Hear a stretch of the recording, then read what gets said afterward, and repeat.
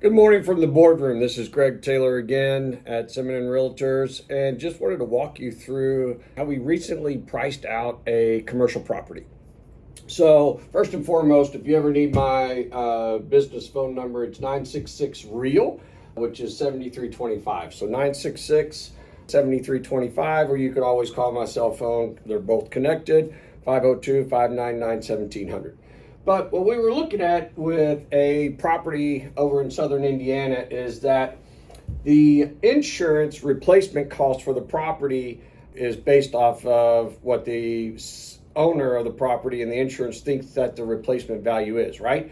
So that's just the building itself is 1.3 million just to replace that building. But wanted to know its inventory because it's a restaurant, a brewery, a winery, Airbnb, distillery. I forget what all else it's all in there. I mean, this is a event space that is literally built and designed for entertainment purposes and all kinds of stuff. So went through the inventory. It's wine. They've got, a little over $200,000 in wine inventory. They've got equipment value is around 125.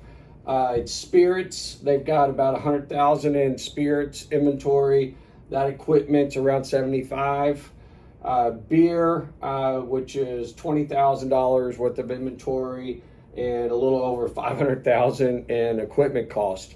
The restaurant itself has inventory of about 12,500, which is other spirits that aren't part of the winery, the brewery, or the distillery. But they also got about 20,000 in food.